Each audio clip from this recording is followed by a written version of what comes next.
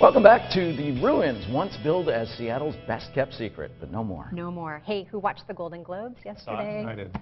And results, I was sad that Bob Nelson didn't Yeah, win for our local Nebraska. hero. I know, but at least now lots more people know about the movie and will hopefully go and see it. Got a lot of buzz. I love that dress. That my wife was pointing at that big, like it looked like a tulip. All she needed was a vase. Paula. You did not love that Paula dress. Patton. What do you know about dresses? I loved it because it was like, whoa, what is that? Give her a vase. Well, George Clooney probably wishes he showed up so he could defend himself after that one-liner from Tina Fey. Gravity is nominated for Best Film. It's the story of how George Clooney would rather float away into space and die than spend one more minute with a woman his own age. Oh, it's funny because it's true. Here's a guy who never won a Golden Globe because the character he created is much loathed. Take a look. Kevin Atterbury is a star illustrator in the world of children's books. Yeah, I draw bunnies for a living. Along with actress and author Josie Bissett, he's had a smash hit with the bestseller Tickle Monster. And it's just sold and sold and sold. It's been great. But this Bellevue artist is harboring a dark secret. What a huge failure. You see, Kevin is the creator of Clippy. Ah, yes, Clippy. Yes, that Clippy, the much derided on-screen helper included in Microsoft Office software in the late 90s and early 2000s. Didn't realize at the time what a big deal he was. As a member of Microsoft's design team, my job was to create the characters, and their animations. Kevin and his colleagues came up with plenty of friendly little digi-creatures.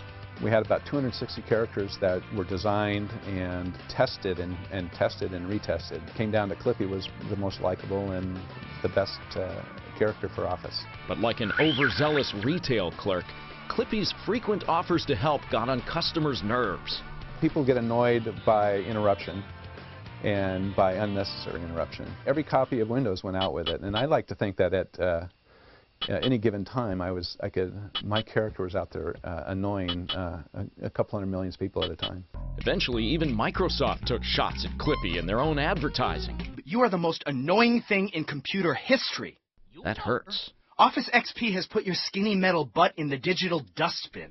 But you have to admit the little guy was kind of cute, what with that bendable paperclip body and those eyes. Big emotive eyes, yes. That's all he had to emote with, pretty much.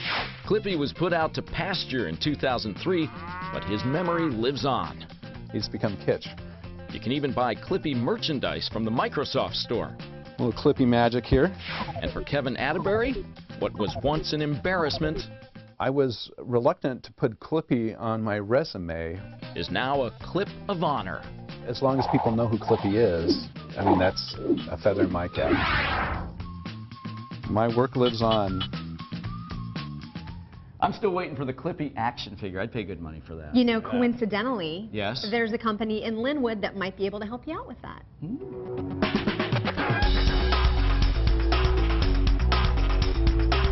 It's a showroom that doubles as a playroom. Everything from hip-hop to Elvis Presley, movies to TV shows, old cartoon shows. Pop culture toys, bobbleheads, and plushes designed and distributed by the most successful company you've probably never heard of, Funko. I think we're a bit anonymous, and I think we're a bit anonymous within the toy industry as a whole, which is great for us. We like to be under the radar.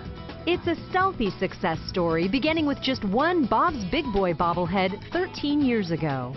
About 1,000 square feet and 3 employees. And now? 62,000 square feet and about 29 employees.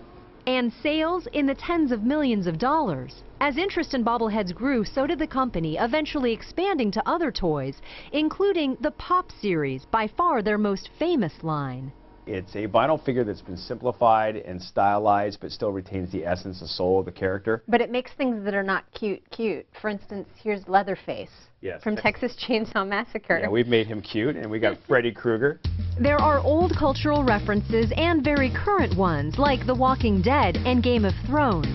If it's hot, they're on it. All the imagery starts here in the minds of artists like Tim Gallardi. I even go home and sketch up characters that I still like, and I love to do what I'm doing. Once a collector of Funko toys, he now creates them. It's pretty much my dream job, yeah. And it seems like a secure one. Sales have doubled in the past couple of years. People don't want to grow up. I think that's it. I think it's just the constant sort of holding on to our youth and the fun of that. As long as the need exists, We've got the new upcoming Hobbit movie, and there's Bilbo. Funko hopes to fill it. Michael Jackson as a pop, doing a smooth criminal dance. Because it turns out tapping into one's inner child is serious business. Is there a better job in the world? I can't think of one. Even though the holidays are over, this is my favorite guy. Oh, Bumble. How could it not be? No. Take him out of the box so you see his little head bounce No, you're up not and down. supposed to do that. Leave it alone. Why not? That's how you lose value. No. Seriously? Yeah. It's all about collecting.